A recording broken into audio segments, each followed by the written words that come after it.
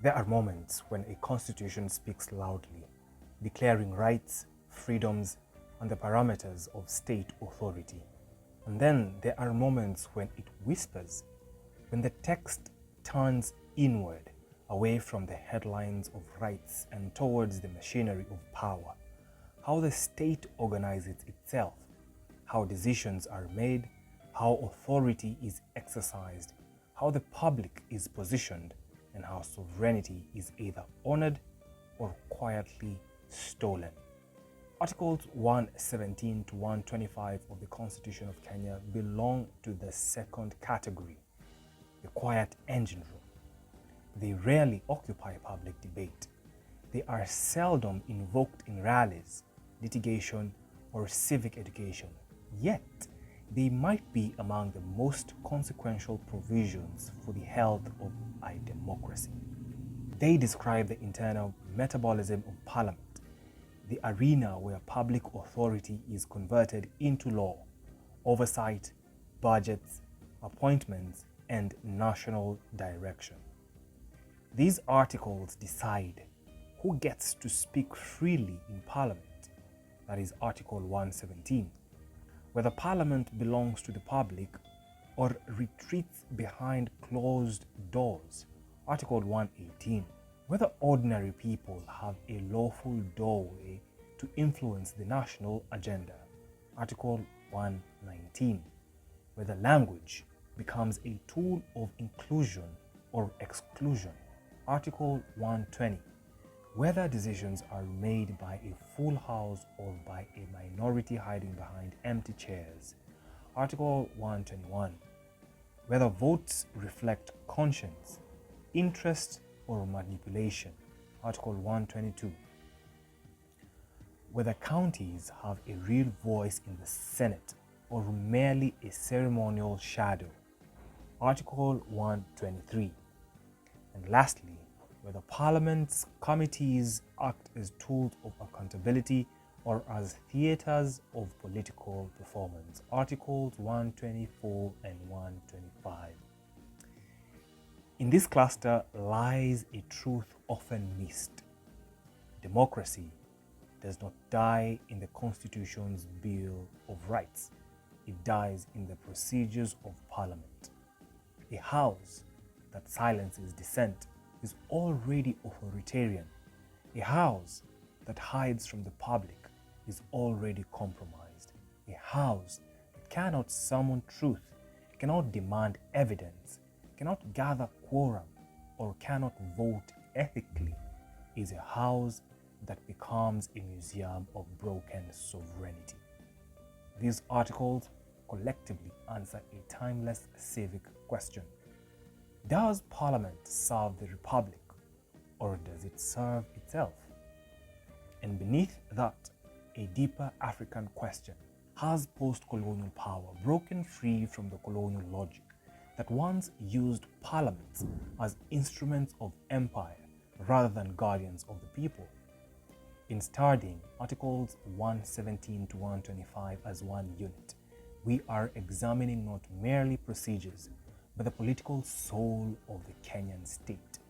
For a nation that has struggled with centralization of authority, captured legislatures, executive dominance, exclusion of minorities, and persistent opacity, this part of the Constitution is a blueprint for a different future.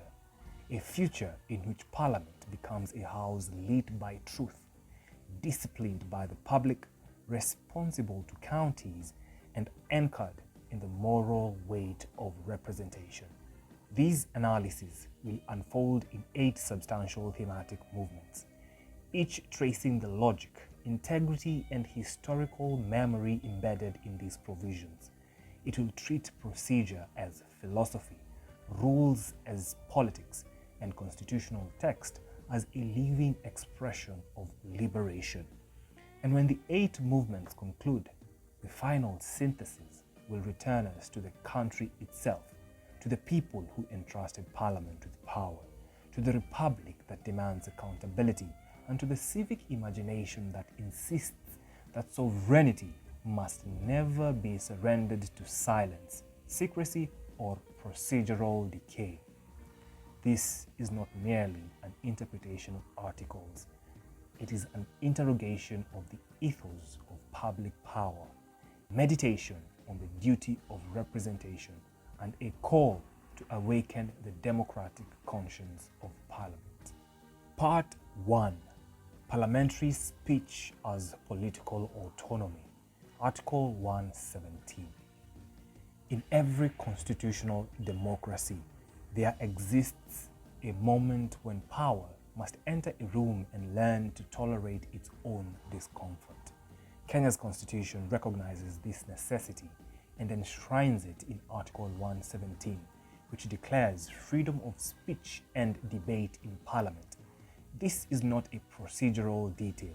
It is a foundational claim about the character of the state and the intellectual life of the Republic. At stake is nothing less than the ability of a nation to confront itself. Before one even enters the domain of analysis, the text itself must be encountered in its own raw form. Therefore, we acknowledge at this point the constitutional mandate, moment of recitation. Article 117. Powers, privileges, and immunities. Clause 1. There shall be freedom of speech and debate in Parliament. Clause 2.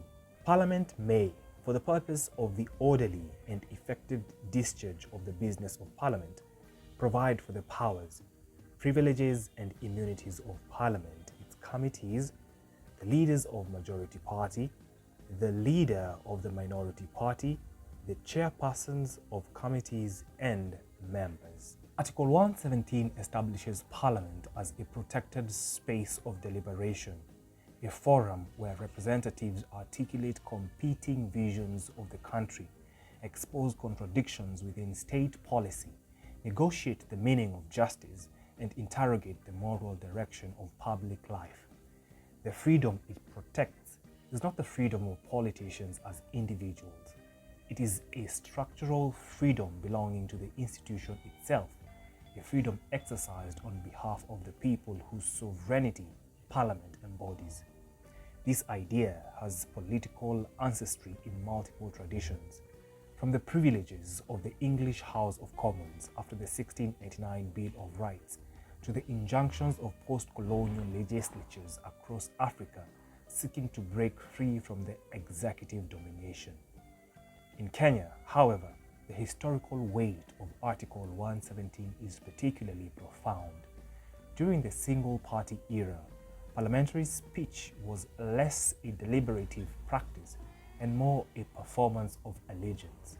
The institutional culture discouraged dissent, punished ideological deviation, and transformed Parliament into an echo chamber of executive desire. Scholars of Kenya's political development, such as Githumo Igai and the late B.O. Okoth Ogendo, have often noted that the legislature does not operate as an independent center of thought, but as a ceremonial appendage of the presidency. Even after the reintroduction of multi-partyism, the gravitational pull of the executive remained strong, and members of Parliament learned to navigate a delicate dance of party loyalty, ethnic pressures, patronage networks, and private interests. The very notion of independent parliamentary speech was therefore historically an act of resistance. Article 117 responds to this legacy of asserting that speech in Parliament must be free, not as an abstract civil liberty, but as a constitutional safeguard to the Republic's decision-making process. The framers understood that laws, budgets, and national policies carry ethical and existential consequences for real communities. A muted parliament becomes complacent in injustice. A fearful parliament becomes a quiet executor of authoritarian will, and a parliament that cannot speak truthfully cannot legislate justly. Philosophically, the article aligns with the idea that political speech inside the legislature forms a public function distinct from ordinary speech. Political theorists like Hannah Arendt emphasizes that speech in public institutions is the medium through which a polity discloses itself, its fears, contradictions, aspirations, wounds, and ideals. It is by speaking openly that Parliament transforms private grievances into public questions. When representatives rise to debate questions of land reforms, historical marginalization, national debt, electoral integrity, or county inequalities, they enact a ritual that turns suffering into public knowledge. For this reason, freedom of speech in Parliament is not merely the protection of the Speaker, it is a protection of the people's right to hear their concerns articulated without fear or manipulation. However, Article 117 does something more intricate and potentially dangerous. It grants Parliament the power to define its own privileges and immunities. This echoes the long-standing constitutional tradition that a legislative body must be shielded from external coercions, whether by the executive, the judiciary, or private economic powers. But history also teaches that privilege once granted can be abused. Across Commonwealth jurisdictions, parliamentary privilege has been invoked at times to avoid scrutiny, shield misconduct, or justify inflammatory rhetoric beyond what the public interest demands. Kenya is not immune to such risks. Immunity can easily mutate into impunity if not carefully bounded by ethical discipline and civic vigilance. Thus, the true meaning of Article 117 lies in the tension it establishes. Speech must be protected from external threats, but not from public accountability. Privilege must defend debate, not conceal wrongdoing. Immunity must safeguard truth-speaking, not encourage arrogance or political excesses. This delicate balance defines the moral responsibility of parliamentary speech. From a liberation perspective, the lens of political emancipation, decolonization, and citizen empowerment, Article 117 carries a deeper significance. It transforms Parliament into a site of resistance, where the narratives of the marginalized can enter the heart of state power. A member speaking against corruption speaks for the citizen whose taxes are stolen. A member exposing illegal evictions speaks for the family whose home has been bulldozed. A member challenging budgetary inequity speaks for counties that have long been excluded from national resources. In this sense, parliamentary speech becomes an instrument through which the oppressed confronts the architecture of power. The true test of Article 117, therefore, is not whether speech is permissible, but whether truth is possible. If members speak only within the boundaries set by party leadership, economic sponsors, foreign interests, or fear of isolation, then the article has failed in practice, even if it remains intact on paper. A parliament that whispers is a parliament that betrays the republic. Article 117 inaugurates the constitutional conversation by insisting that Parliament must be a fearless forum of national self-examination. It is the article that guarantees that the speech of representatives remain accountable to the people rather than beholden to private or executive interests. It sets the philosophical tone for everything that follows in Article 118 to 125, because a parliament that cannot speak freely, cannot be open, cannot be petitioned meaningfully, cannot deliberate consciously, cannot vote with integrity, and cannot conduct oversight with courage. The civic challenge that emerges from Article 117 is straightforward yet profound. Kenyans must demand that their parliament be a house of candid speech. Citizens must cultivate an intolerance for political silence, for orchestrated unanimity, and for debates that serve party machinery rather than public interest. When members speak boldly, society must protect them. When they hide behind privilege to avoid accountability, society must confront them. In this balance between protection and accountability lies the democratic future of the Republic.